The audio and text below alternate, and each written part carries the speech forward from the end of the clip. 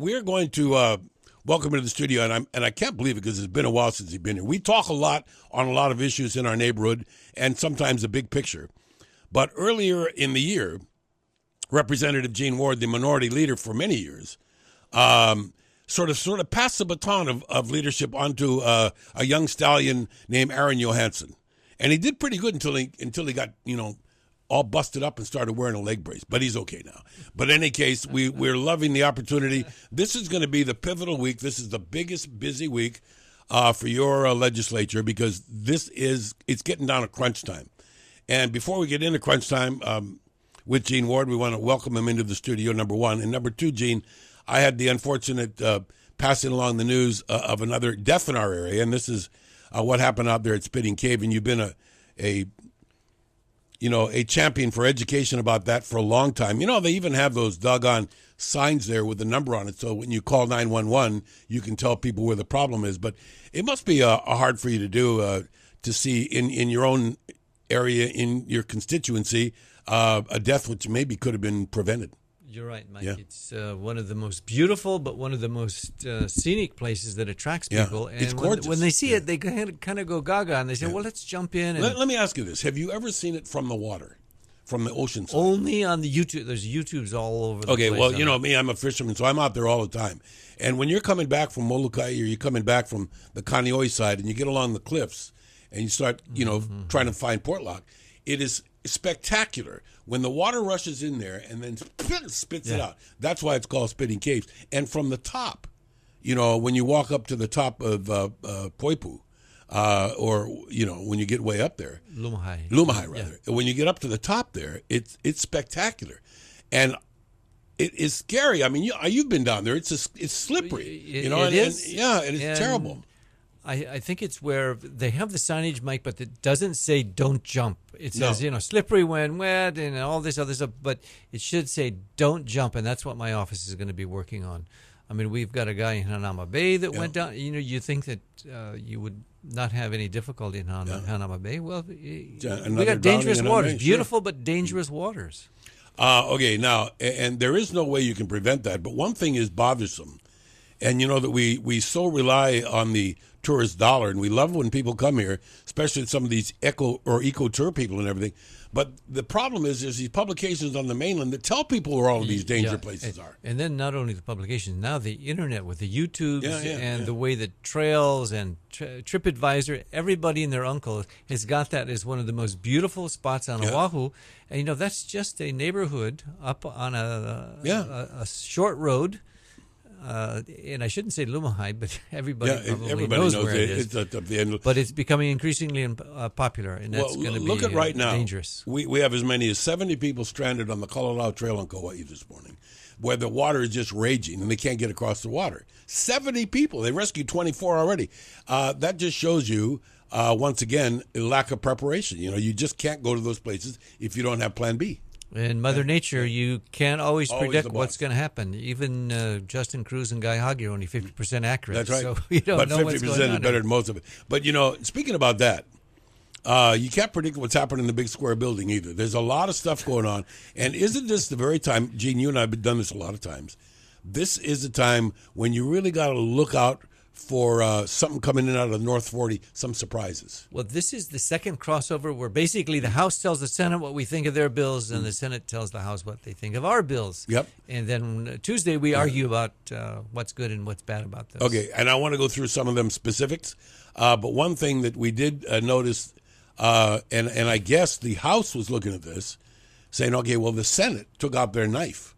And they went at the budget a bit. Did they do it? Did they go at the budget enough? They did a better job than the House, but they had better data because they had the Council of Revenues the that decreased came revenues, in the day after we passed the budget, which to me is kind of silly the way we put side by side, juxtapose something that is a huge $12.1 billion budget, and the next day we get the forecast. It's like doing your checking account and doing your bank reconciliation the day before you actually get the bank statement. Yeah. And it's based upon incomplete Signed information. hopeful. Signed hopeful, right? So, the Senate had the data. They did the right thing, and I think they cut $200 million, which is not a whole lot, but out of a $12 billion budget, it didn't give the governor everything he wants. And, Mike, there's another kind of a sneak up on that, and that is there's a number of bills which are appropriations outside of the budget. Mm-hmm. They add on into that $12 billion also. Yeah, but, that's a good example. The administration was touting this, this huge surplus. The 840. And from previous discussions, and a lot of people, even Democrats, are saying, wait a minute, a lot of that is money that was appropriated that just didn't get spent. It's not surplus. We don't have it. And it's money that we cut out when Abercrombie first came into office that he otherwise would have spent. But behind all of that, Mike, is the accrual factor. If you're looking at bookkeeping and what you really owe is on the books, there's $20 billion that's not accounted for. Oh, my goodness. So when you talk about surplus, I mean, you better put parentheses around it and put it in small print. Let's go back a little bit. When you first started, when you were wet behind the ears rookie. Oh, I mean, we were memories. spending what was perceived then as a lot of money. Exactly. It's chump change compared to what we're doing today. Mike, the irony is that the appetite of government is never satisfied. No. And there's always something to Hungry give to birds in somebody, a nest. and there's some need to do this. And unfortunately, the nation is caught up on that. Your generation and mine was ask what you can do for your country, not what your country can do for you. Now it's about what can I get, what program, and what advantage. And the mindset of America is, hey, the government's got something for me, or I'm owed something by the government. And that mindset is being more and more institutionalized, and it's at the federal level. It's creeping more even into the state level. I wish people could open their wallet right now and take a look at what's in there and realize what you pointed out a lot, that right now every dollar that we make, 40% of it is debt service. 40% of our national product. Every federal dollar spent. It doesn't look like it's getting any better. And that means it's not sustainable. If you as a person and any business would have a 40% ratio of borrowing money to make ends we're done. meet, it's You're not done. sustainable. Yeah. I mean, I don't care if you're Democrat, Republican, blue, yellow, or whatever. Otherwise, you just don't get the numbers to work out when you've got such a deficit spending. And America's got to wake up. I always have visitors coming in and out from Asia, China, Southeast Asia. Mike, the rest of the world, Asia in particular, is going gangbusters. Sure. They are in the fast lane. They are having an economy and a national psyche, if you will, that's a high achievement one, not a kickback, rest, and we've had some our of these great people days. that we perceive as problems and enemies are financing us. It's their money. And we just seem to be delivered to them in boatloads. We're going to get specific about some things that are here and now and why it is so important for you to give some reaction to your representative or your senator, because it is crunch time in the Big Square building. Gene Ward and I are going to get specific about some bills. Gene Ward is in the house, and we're starting to talk about now some specific things that are coming up. And one thing, Gene, I know it's a big problem in every area, our area included. Never thought I'd say it, that we have a homeless problem in Hawaii Kai, but we do. It's certainly not as pronounced as in some other neighborhoods. But a lot of people are concerned that a lot of these bills that are to do with homelessness are to do with long-term fixes in housing and everything else. Nobody seems to have the urgency of what are we going to do right now to cocoon Waikiki and other areas from obvious homelessness, because it is bad for business. Mike, you just put your finger on the conundrum of the session, or the conundrum of the legislature, and probably of America. No one has got really a handle and an angle and a sense of what should be done about that. And you're right, Hawaii Kai is getting homeless people. Sure. We didn't think it was going to happen, but it does happen. And one of the surprises of this session was in the finance committee when the Waikiki, I think it was the health center or one of the clinics there, that said, we've got 6 million on the books as homeless, but we actually treat 6,000 on the books as homeless, but we treat 12,000 who told us they were homeless. And I said, were there duplication? He said, no. Yeah. So we got a homeless population that's huge. They're working the numbers, and they're not being truthful, because what they're doing, and they take a snapshot, and we all know that it doesn't show the homeless that are in cars, that are in somebody's backyard. It doesn't show people except who's visible on the street. I think we've done with homeless the opposite of what we've done with the Obamacare, and that is we've kind of made it like there's so many people uninsured, And now there's actually only 8,000 signed up. And then with the homeless, we like, well, there's only 6,000. And in effect, it's double. That's huge. Yeah. The hope was that Housing First was going to give them a place to put something over their head first, and then give them training and detox and all the other job preparation. But right now, I think some of the money that's going to be there may put a dent in it. It may be a bump. And Mike, every time this comes up, I don't usually call upon the deceased or resurrect the dead, but if Frank Fossey was alive, he would have a solution. It may not be legal, and it may not be popular, but he would. But see, here's the thing: we were looking for the city administration was talking about in the 100 days they're going to do this, they're going to do that. All of this talk about fresh start and new homes and everything. Not one family has moved into anything, and this is years later. So it's great talk. It looks and sounds good, but what about the merchants that are in Hawaii Kai and Waikiki that are saying, hey, wait a minute, I got people pooping on my door every morning. For heaven's sakes, get them out of my place. I go by doors. I attend church downtown, and I have to basically hold my breath when I go through some of the hallways. But we've kicked the can continually down the road on this one.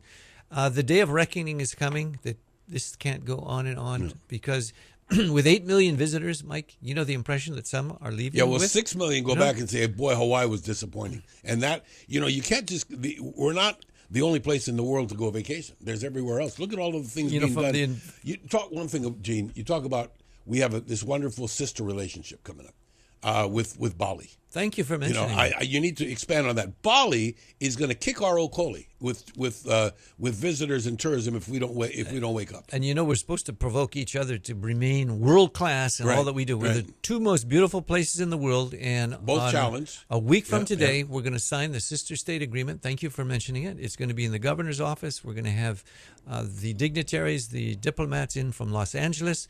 We're going to sign it. We're going to have some Balinese dancing. We're going to have a gamelan. I think the president's sister may come in and say a few words. But it's going to be finally a consummation of what otherwise 2 years we've tried to do this. But we're going to be provoked to jealousy if we continue to do homeless and Bali continues to be more shined and a beautiful seashell in Southeast Asia, and we're kind of deteriorating on the vine here. You know what I'm also worried about, and I know you've heard this, is you can go out. It used to be everybody had a favorite travel agent, right? I mean, I know there's sort of a dying breed. There's not as many agencies as there used to be. You used to be able to call somebody and say, Mary, we want to go somewhere really neat. Could you make some suggestions? And they pull all this stuff together. Now you're a mouse click away from stuff, and it's easy to make a comparison with price, with availability, with amenities, and with pictures and everything. So there's no secrets why you want to keep coming back to Waikiki year after year after year if it continues to be a deteriorating experience. And that's why Mike McCartney at the Hawaii Tourism Authority keeps reminding us that we are in competition with a lot of places that are very beautiful. I mean, they're not as beautiful as Hawaii, but when it comes dollar to dollar, there's some very inexpensive, beautiful destination areas that we have to keep up with. And some of them are as close as Mexico for what otherwise half of our visitors are from the West Coast. And you don't see it.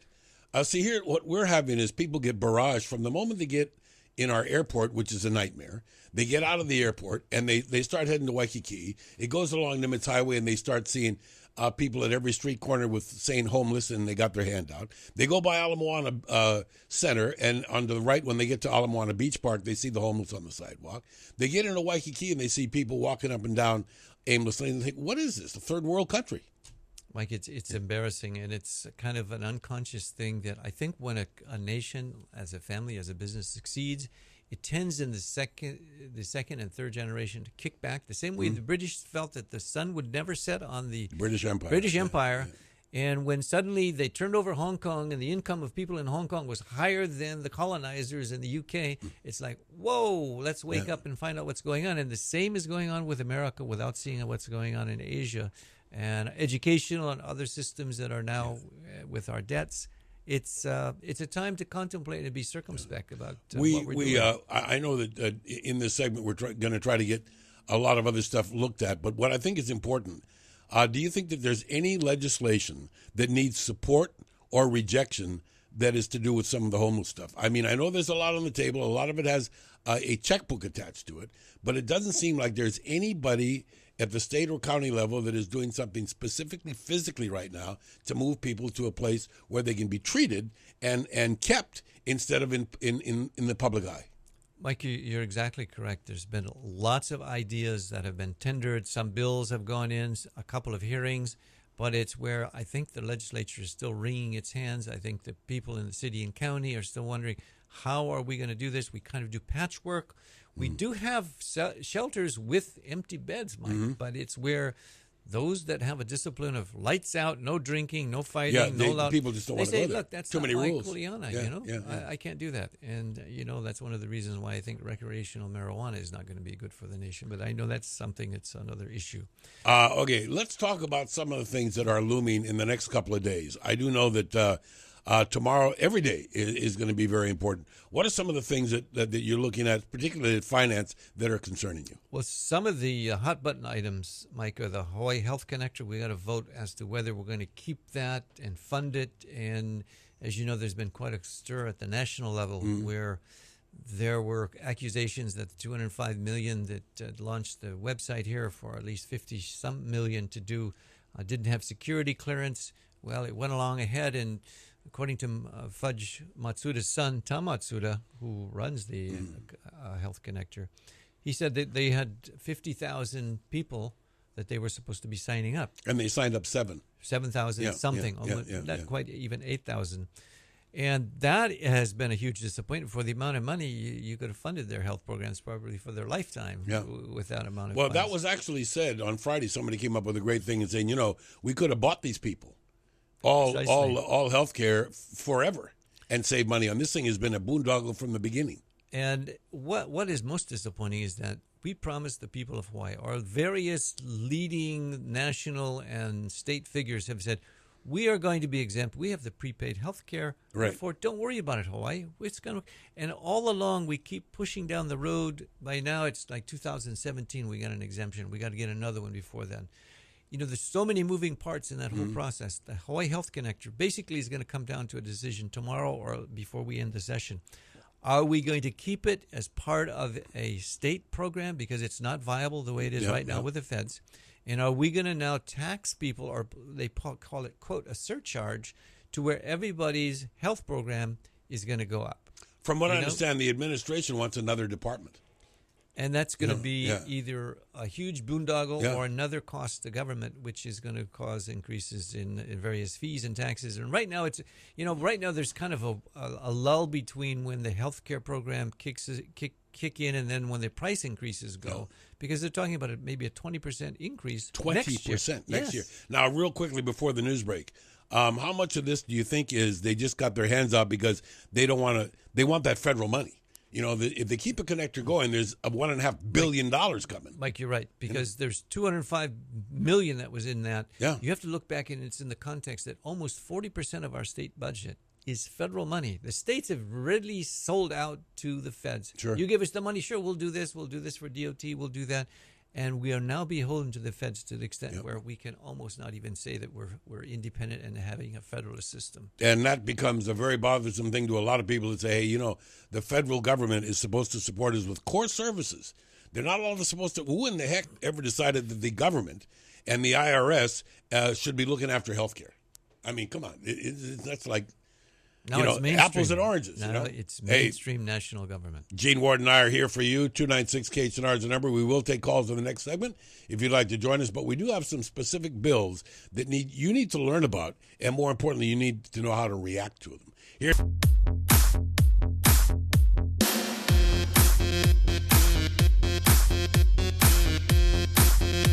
Okay, it's one of those deals. It's 35 minutes after the hour.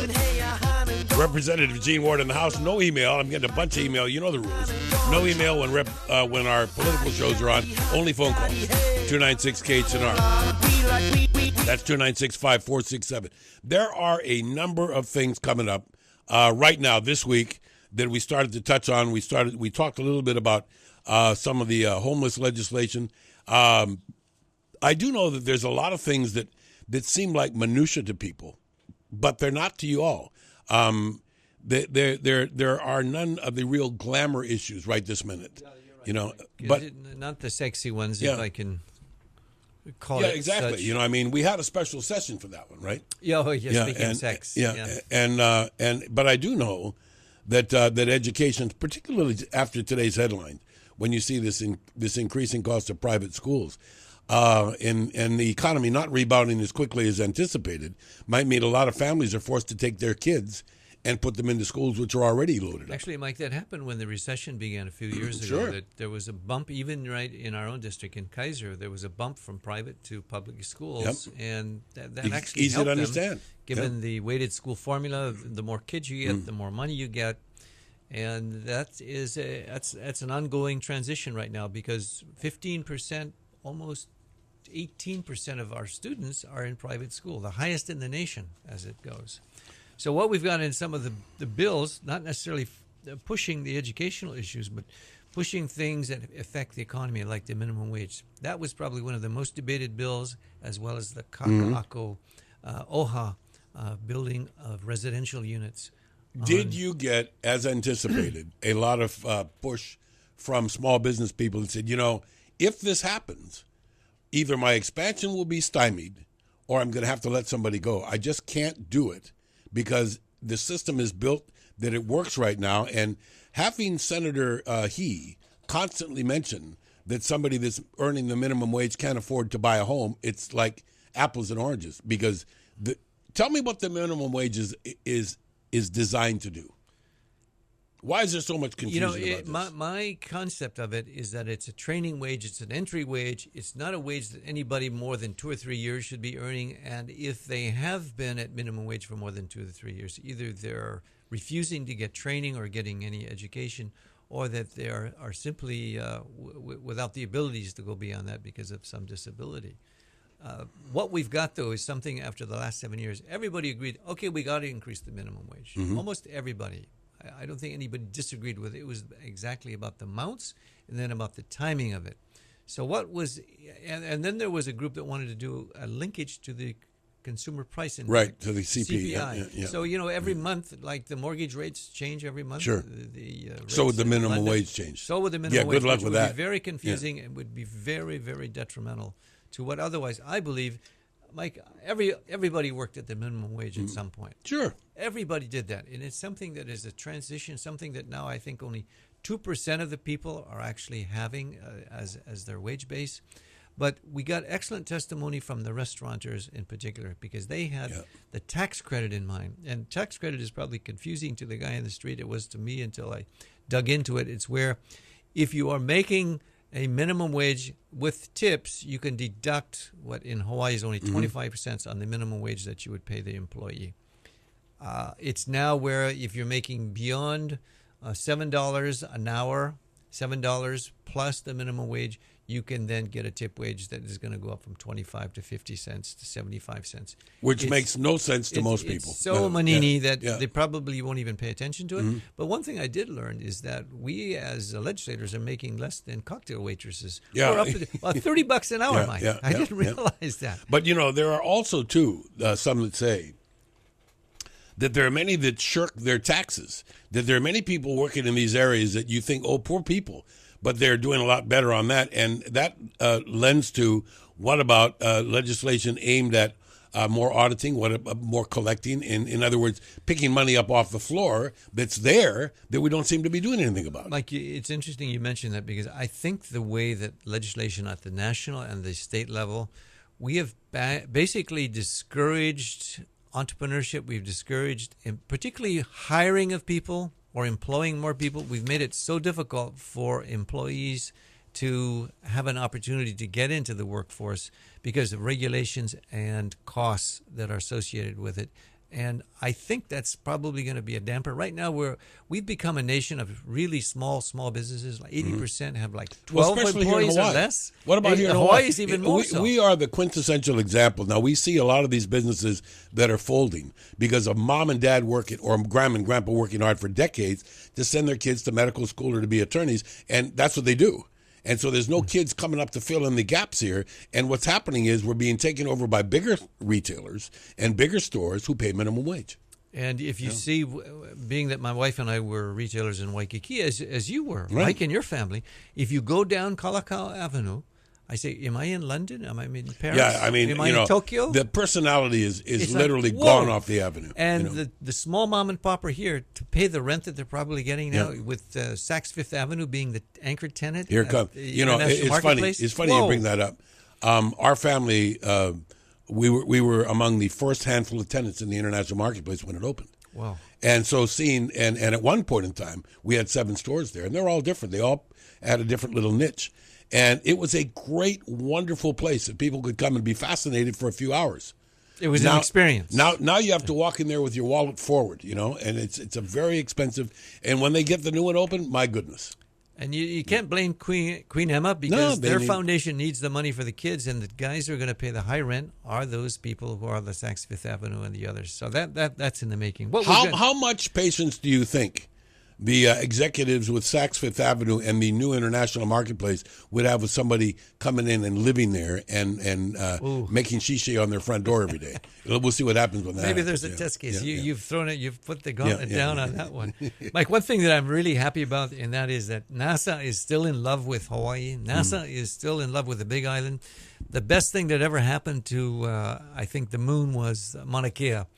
They are now proposing, and it's in the process of being permitted, or at least discussed, a laser communications ground site by which they can then communicate. It's like having a small pea shooter for your internet versus a huge wide pipe in order to get communications going through. So they have seen Hawaii, and they want to put $20 million for this laser ground station, and if it works out, which they think it's probably going to be okay, is going to be a $200 million investment. My goodness. Gene, that on top of, and I do know that we have to be very, very careful on cultural sites and historic sites and everything else. However, there are many in the Hawaiian community that say even the ancients would be proud to have our mountain being able to use to benefit all mankind. We're talking about space exploration and yet another telescope. Isn't it true that there's only a couple of places in the world where you can really get that vantage point to look into space? Like, we have the best in the world. Chile, I think, is the second, maybe and our competitor.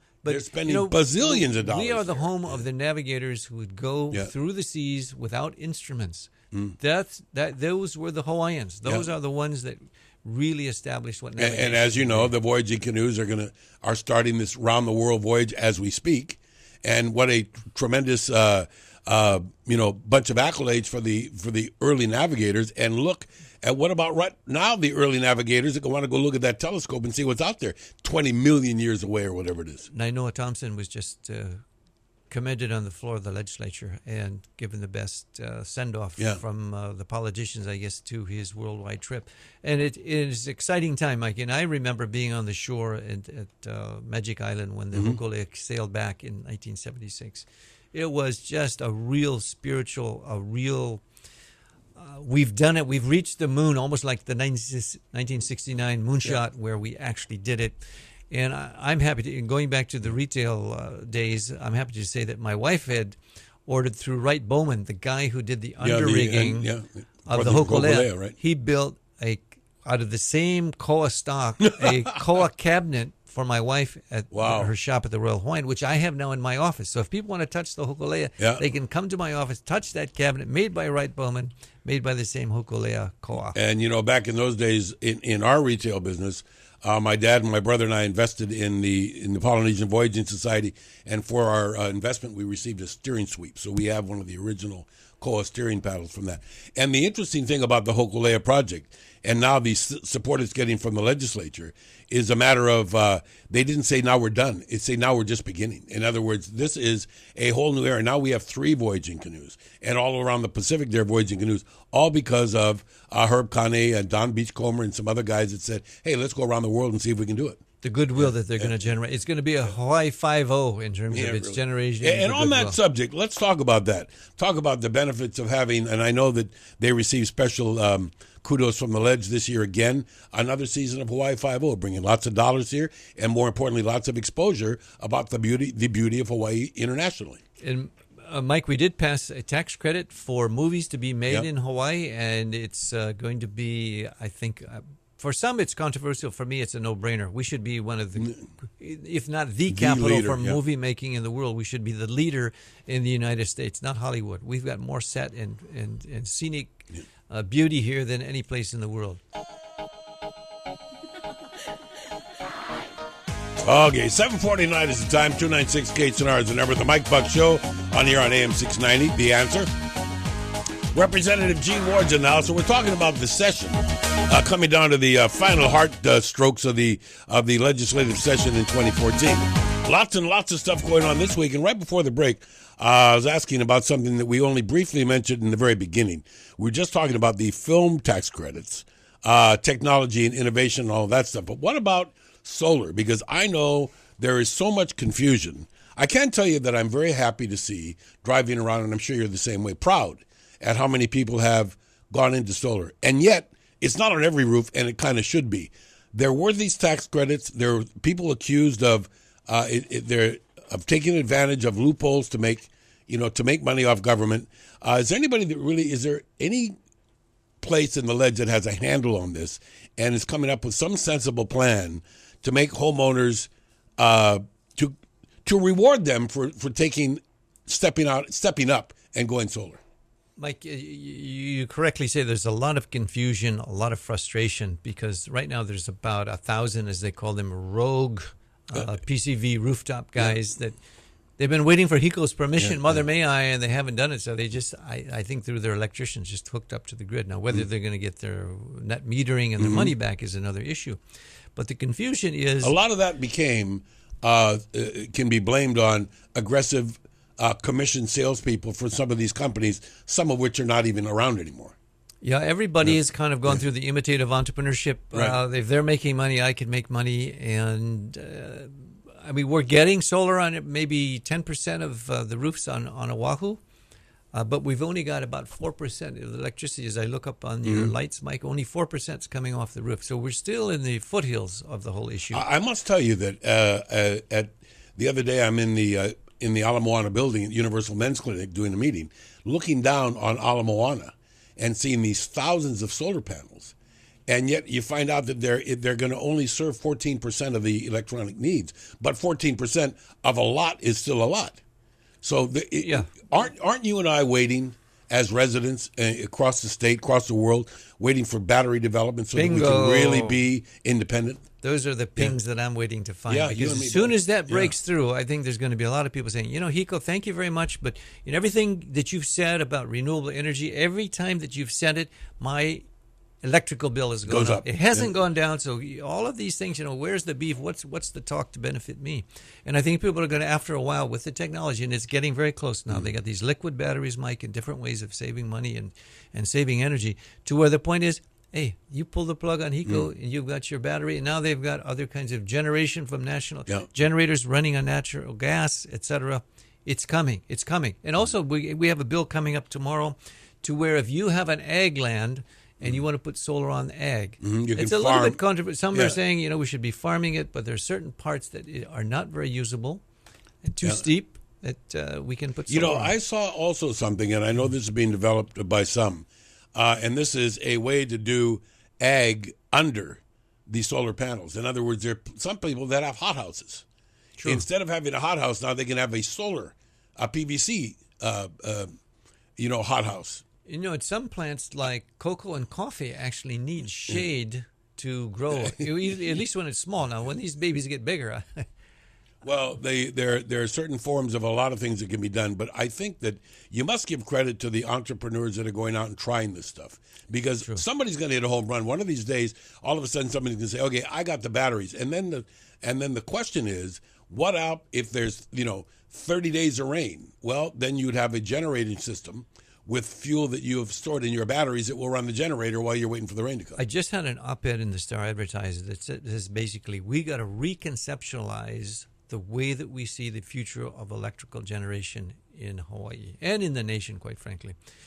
The analogy is that heretofore the computing industry was the mainframe, the IBM mainframe, even bigger than your studio here, Mike. Huge. And then from there we decided, hey, we're going to go to the PC. We want to empower the individual. Right now, the mainframe is the huge HECO generators in various points around the state to the extent where it's going to be in your house, in my backyard, or either on the roof or in the windmill capacity of our locations, to where we're going to generate it. And the next, you know what, the stage after the mainframe to the computer, I see your iPhone is somewhere on the table right here. Yeah. That's the next stage. You're going to be controlling your energy from your iPhone. Sure. We're doing it already. Listen, there's one thing that always comes up, and even though I don't take email, there's been several questions on this, and I want to know what, if anything, about the Jones Act is being looked at by this session, because I do know that there's a lot of people now saying, hey, to do the gas, the natural gas, we got to have the Jones Act. I know that there's a slippery slope attached to changing anything.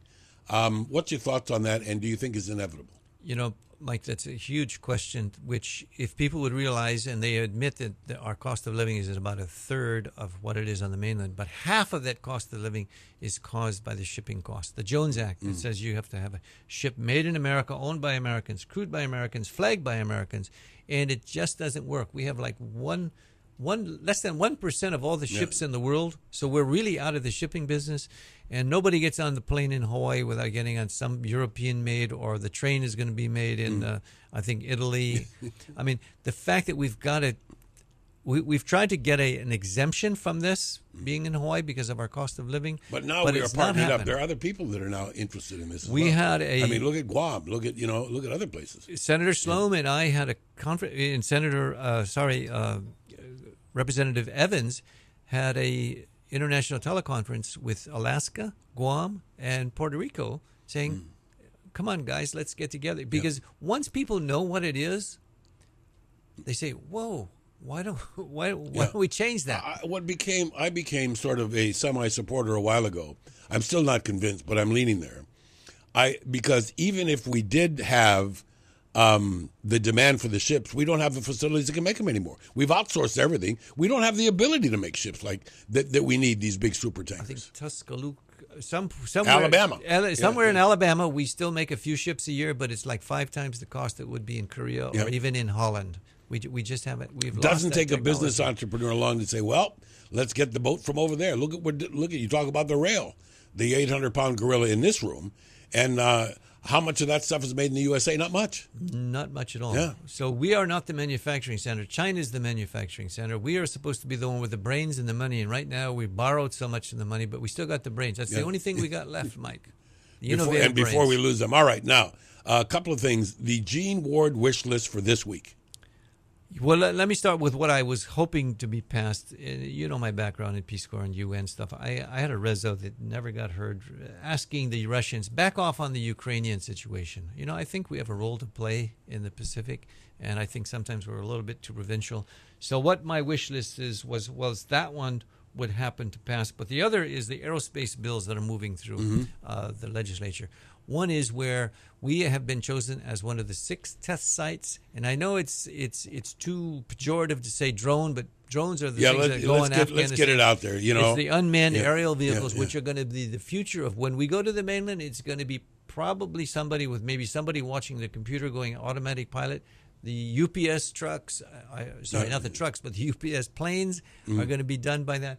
When a surfer gets lost, it's going to be a drone that's going to sight them. It's going to be where the invasive species, and right now, Mike, we've got a lot of money we're putting into talk to me about that. Fire That's ants, another hour. The red ants, the coqui frogs. We're going to start using these unmanned vehicles, and Hawaii is one of the prime test sites for America. Case in point, they're using drones right now trying to locate this Flight 370. They're using drones to go underwater. So, I mean, it's technology. We are lucky out here in the middle of the Pacific. We can offer the world something. Test place for these drones. We got an ideal place to do that, and it's to integrate the horizontal flights with those otherwise drones that are still manned by people and computers, but it's a new technology and a new bill that we've got passing through the legislature. In that regard, Mike, I'm very happy that Senator Wakai and Aspero and Representative McKelvey and myself founded the new Aerospace Caucus. That's the latest caucus in the legislature to follow technology, to develop it and promote it, and use Hawaii as a center of excellence to develop that. So we're okay. Really now that being said, Gene, at this time of the year, I know your plates are all full. But how often do our legislators, like yourself, have a chance to look at your office and the feedback and the calls? how important is it for people to take a look at that list of the legislation that's in the paper today and voice their concerns? How important is it? It's very, very key. In fact, I would argue that the minimum wage would never have had the CPI or the amount and the time linked to it unless Gil Taco, Tom Jones came out. From the other restaurateurs who came out, I know even Roy Yamaguchi came out from the Roy's Restaurant Group and testified in person. Those things make a huge difference. So if anybody's listening thinking about, well, I'll do an email. If you can do an email, that's great. But if you can come in, look, eyeball to eyeball with the legislators, that's the best way. There you go. Rep. Gene Ward going off and doing a busy job this week.